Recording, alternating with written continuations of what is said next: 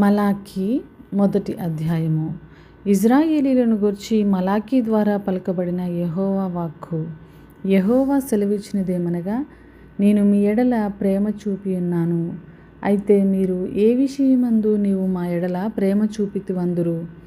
ఏశావు యాకోబునకు అన్న కాడా? అయితే నేను యాకోబును ప్రేమించితిని. ఇదే యెహోవా వాక్కు. ఏశావును ద్వేషించి అతని పర్వతములను పాడు చేసి అతని స్వాస్థ్యమును అరణ్యమందున్న నక్కల పాలు చేసి తిని, మనము నాశనమైతిమి, పాడైన మన స్థలములను మరలా కట్టుకొందుము రండని ఎదోమీయులు అనుకుందురు. అయితే సైన్యములకు అధిపత్యకు యెహోవా సెలవిచ్చినదేమనగా, వారు కట్టుకున్నను నేను వాటిని క్రింద పడద్రోయుదును. లోకులు వారి దేశము భక్తిహీనుల ప్రదేశమనియు వారు యెహోవా నిత్య కోపాగ్నికి పాత్రులనియు పేరు పెట్టుదురు. కన్నులారా దానిని చూచి ఇజ్రాయేలీల సరిహద్దులలో యెహోవా బహుగనుడుగా ఉన్నాడని మీరందురు. కుమారుడు తన తండ్రిని ఘనపరచును గదా, దాసుడు తన యజమానిని ఘనపరచును గదా. నా నామమును నిర్లక్ష్యపెట్టు యాజకులారా, నేను తండ్రినైతే నాకు రావలసిన ఘనత ఏమాయను? నేను యజమానుడనైతే నాకు భయపడు వాడెక్కడ ఉన్నాడు అని సైన్యములకు అధిపత్యకు యెహోవా మిమ్మును అడగగా, ఏమి చేసి నీ నామమును నిర్లక్ష్యపెట్టితిమని మీరందురు.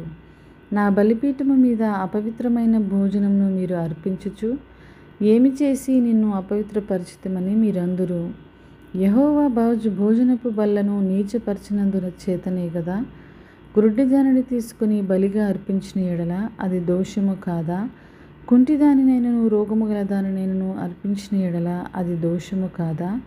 అట్టి వాటిని నీ అధికారికి నీవిచ్చిన ఎడల అతడు నీకు దయచూపునా, నిన్ను అంగీకరించునా అని సైన్యములకు అధిపత్యగు యెహోవా అడుగుచున్నాడు.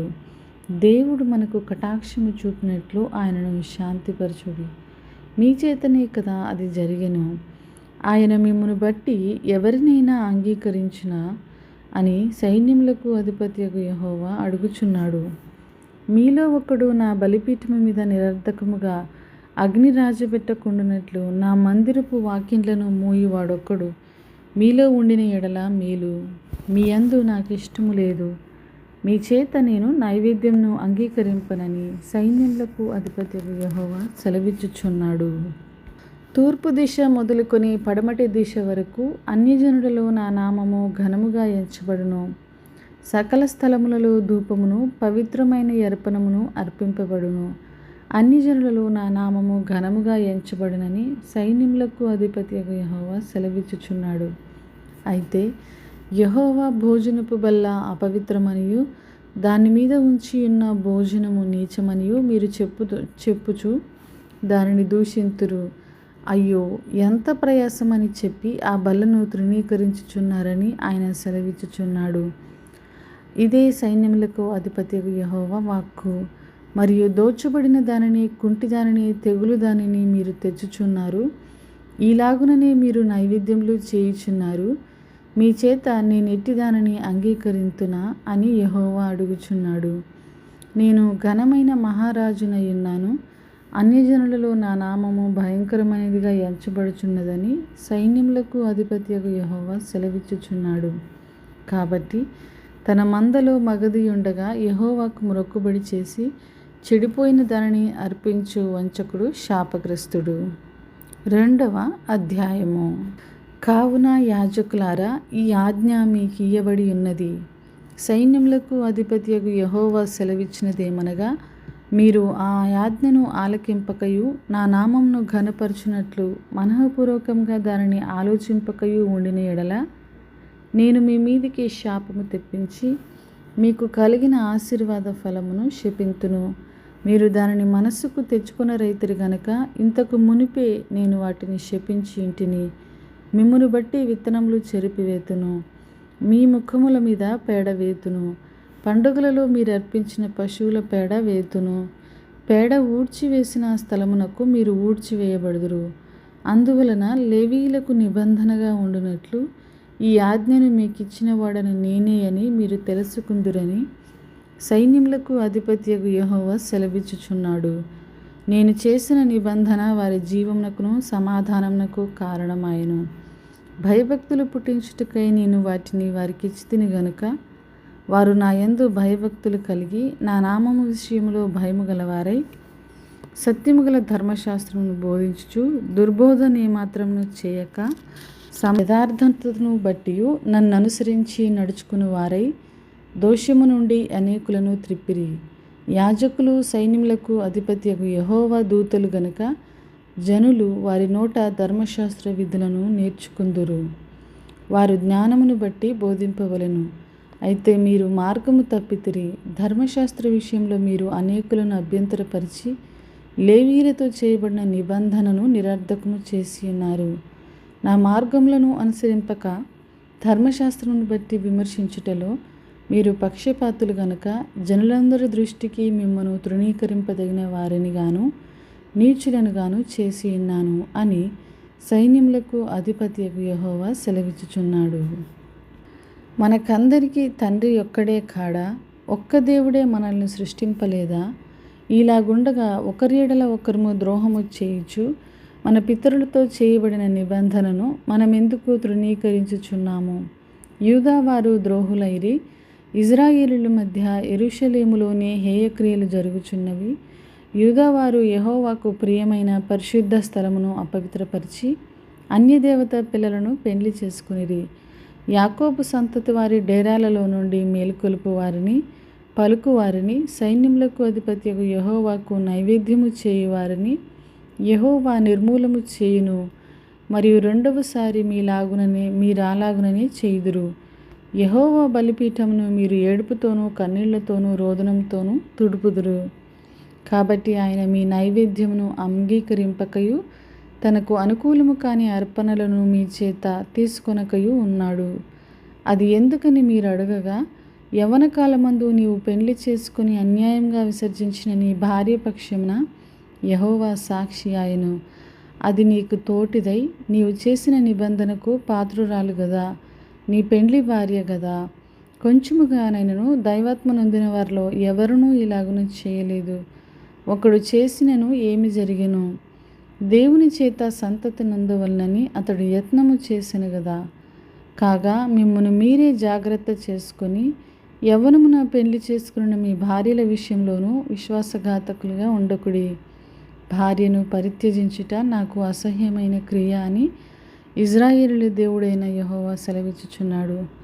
మరియు ఒకడు తన వస్త్రములను బలాత్కారంతో నింపుట నాకు అసహ్యమని సైన్యములకు అధిపత్యకు యెహోవా సెలవిచ్చుచున్నాడు. కాబట్టి మీ మనసులను కాచుకొనుడి, విశ్వాసఘాతకులు కాకుడి. మీ మాటల చేత మీరు యెహోవాను ఆయాస పెట్టుచు దేని చేత ఆయనను ఆయాస పెట్టుచున్నామని మీరు అడుగుచున్నారే.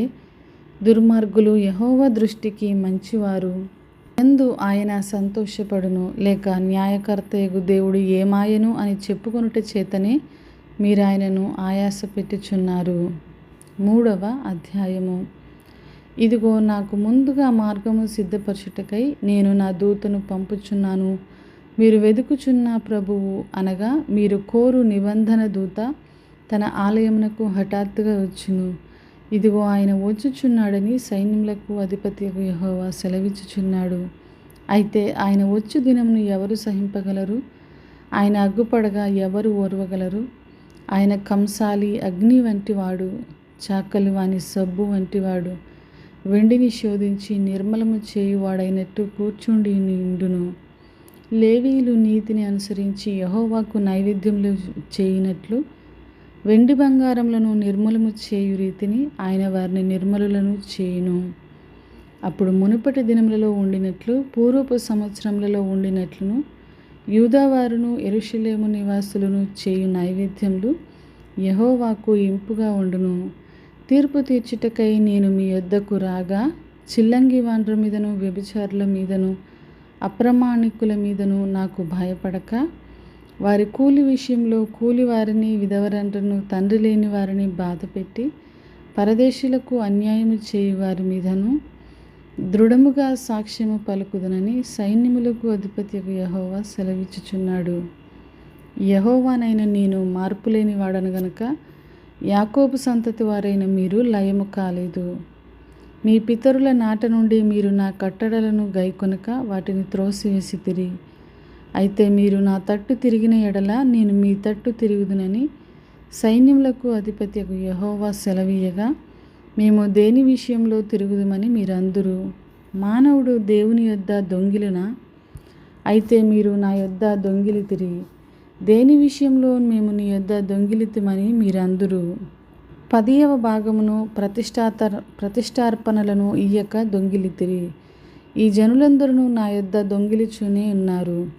మీరు శాపగ్రస్తులై ఉన్నారు. నా మందిరంలో ఆహారం ఉండునట్లు 10వ భాగమంతయు మీరు నా మందిరపు నిధిలోనికి తీసుకుని రండి. దీని చేసి మీరు నన్ను శోధించిన ఎడల నేను ఆకాశపు వాకిండ్లను విప్పి పట్టజాలనంత విస్తారముగా దీవెనలు కుమ్మరించదనని సైన్యములకు అధిపతియగు యెహోవా సెలవిచ్చుచున్నాడు. మీ పంటను తినివేయి పురుగులను నేను గద్దించెదను. అవి మీ భూమి పంటను నాశనము చేయవు. మీ ద్రాక్ష చెట్లు అకాల ఫలములను రాల్చక ఉండునని సైన్యములకు అధిపతియగు యెహోవా సెలవిచ్చుచున్నాడు. అప్పుడు ఆనందకరమైన దేశంలో మీరు నివసింతురు గనక అన్యజనులందరూ మిమ్మును ధన్యులందురని సైన్యములకు అధిపతియగు యెహోవా సెలవిచ్చుచున్నాడు. యెహోవా సెలవిచ్చినదేమనగా, నన్ను గూర్చి మీరు బహుగర్వపు మాటలు పలికి నిన్ను గూర్చి ఏమి చెప్పితిమని మీరు అడుగుదురు. దేవుని సేవ చేయుట నిష్ఫలమనియు ఆయన ఆజ్ఞలను గైకొని సైన్యములకు అధిపతియగు యెహోవా సన్నిధిని మనము దుఃఖక్రాంతులుగా తిరుగుట వలన ప్రయోజనమేమనియు, గర్విష్ఠులు ధన్యులగుదురనియు, యెహోవాను శోధించు దుర్మార్గులు వర్ధిల్లుదురనియు, వారు సంరక్షణ పొందుదురనియు మీరు చెప్పుకొనుచున్నారు. అప్పుడు యెహోవా యందు భయభక్తులు గలవారు ఒకరితో ఒకరు మాటలాడుకొనుచుండగా యెహోవా చెవియొగ్గి ఆలకించెను.